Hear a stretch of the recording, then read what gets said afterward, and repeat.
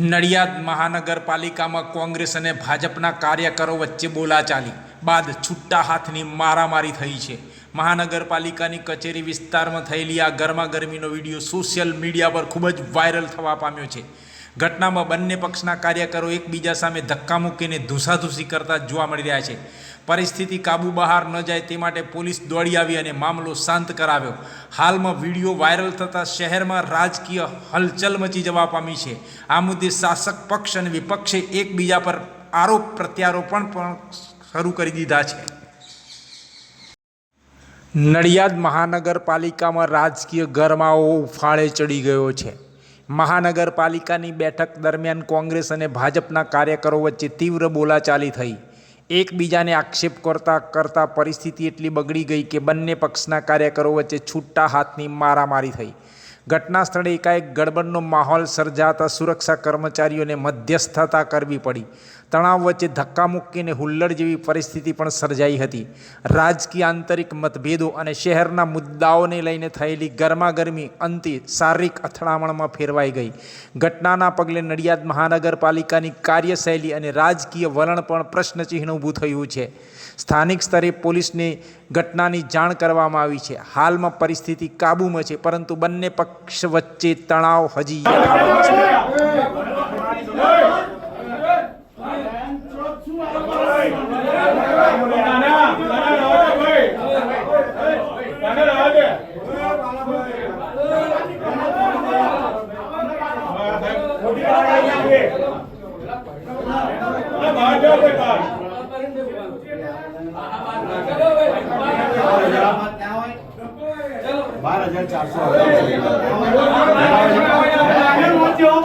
નક્કી થયું હતું 748 રૂપિયા અને 715 રૂપિયા બરાબર છે. 748 રૂપિયા એટલે કે 18,075 રૂપિયા પગાર થાય, 18,705 બરાબર છે. હવે એ વખતે અત્યારનું લેટેસ્ટ છે બરાબર, અત્યારનું આ લેટેસ્ટ છે બરાબર છે. 2 મહિના પહેલા મિનિમમ વેજ ગુજરાત સરકારનો 25 દિવસનો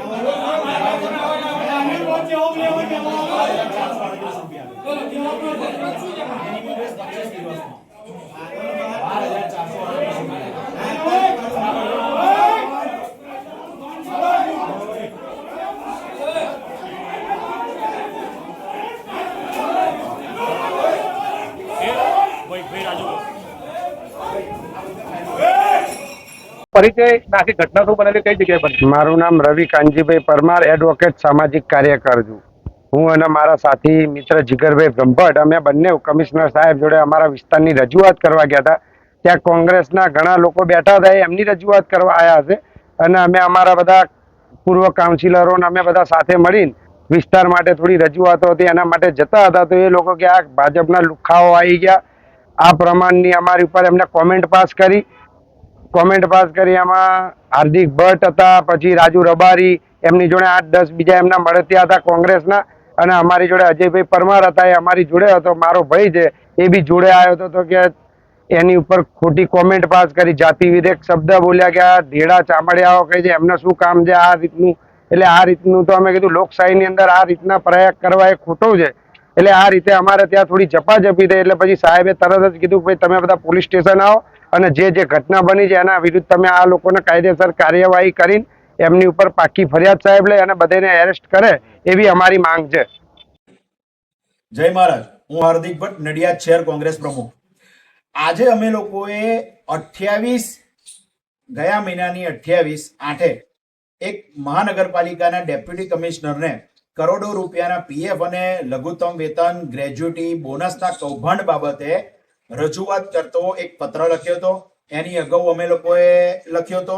લગભગ 3 મહિનાથી આ પ્રક્રિયા ચાલે છે અને આજે અમે તેઓને મળવા ગયા હતા લગભગ 12:15 આસપાસ. એની સાથે મારી નડિયાદ કોંગ્રેસની બધી ટીમ પણ હાજર હતી. અમે ગયા હતા કે અમે જે રજૂઆતો કરી છે તેના ઉપર શું તમે એક્શન લીધું, તેના શું પરિણામ આવે. અમે જ્યારે રજૂઆત કરતા હતા જે વખતે, ત્યારે તેઓની ઓફિસની અંદર ભાજપના પૂર્વ કોર્પોરેટરો અને કોન્ટ્રાક્ટરો દ્વારા અચાનક હુમલો કરી દેવામાં આવ્યો છે. ગમે તેવી ગાળો બોલવામાં આવી છે અને પંકજભાઈની વિરુદ્ધ બોલશો, પંકજભાઈની વિરુદ્ધ લખશો તો આ જ પરિસ્થિતિ થશે, તમારા પગ તોડી નાખીશું, તમારા માથા તોડી નાખીશું. એ લોકો તૈયારી સાથે જ આવ્યા હતા. બહાર અમારા કોંગ્રેસના કાર્યકર રાજુભાઈ, માલધારી સેલના પ્રમુખ છે, તે ઊભા હતા. તેમની પણ પરવા કર્યા વગર એ લોકોએ અમારું જે બહાર ટોળું ઊભું હતું તેની ઉપર પણ હિંસક હુમલો કરેલ છે. અને અત્યારે પોલીસ સ્ટેશનની અંદર જાતિવાચક તમે અમારા વિરુદ્ધ શબ્દ બોલ્યા છો એ રીતના FIR નોંધાવવા માટે એ લોકો ગયા છે. પરંતુ અમે દરેક વિડીયો અને અમારું જે ઓફિશિયલ પેજ ઉપર જે લાઈવ કરવામાં આવ્યું હતું કે એ લોકો જ્યારથી આવ્યા હતા, અમારી રજૂઆત થઈ છે, આ બધી જ વસ્તુ અમે લોકોએ ફેસબુકના માધ્યમથી SP સરને, DYSP સરને, PI સાહેબને બધાને મોકલી છે.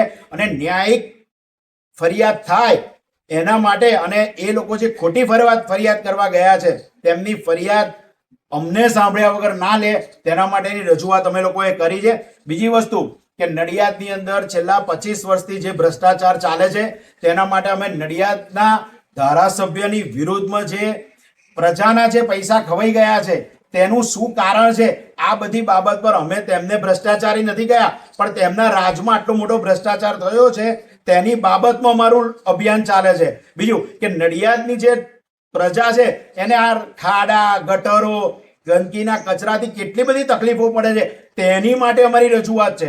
આ ભાજપ કોંગ્રેસની વાત નથી. આ ખાડા એવું નથી જોતા કે આ ભાજપના સભ્ય છે કે આ ભાજપનું પરિવાર છે. આ ગંદકી ભાજપના ઘરની બહાર થઈ છે તેવું નહીં. અમારી નડિયાદ ફર્સ્ટ, નડિયાદ આગળ વધે, નડિયાદ ચોખ્ખું રહે એના માટેનું જે અભિયાન હતું તેના માટે આજે ડરાવવા, હુમલો કરવા માટે અમારી ઉપર આ લોકોએ મહાનગરપાલિકાની અંદર અને ડેપ્યુટી કમિશનરની સામે આ લોકોએ જે રીતના હુમલો કર્યો, જે રીતના ગાળાગાળી કરી છે તેનો અમે સખત વિરોધ કરીએ છીએ અને અમે લોકો પણ એની વિરુદ્ધ ફરિયાદ આપવા જવાના છે. બીજું કે આ નગરપાલિકા, મહાનગરપાલિકા અને ધારાસભ્યો સાંભળી લેજો કે અમે લોકોએ જે આ ભ્રષ્ટાચાર વિરુદ્ધ અભિયાન ઉપાડ્યું છે, 1 કરોડો રૂપિયાનું ભ્રષ્ટાચાર થયેલો છે તેનું પુરવાર થાય છે. આજે એ જ સંદર્ભે આ પ્રક્રિયા થઈ છે. અમે લોકો શાંતિથી રજૂઆત કરતા હતા.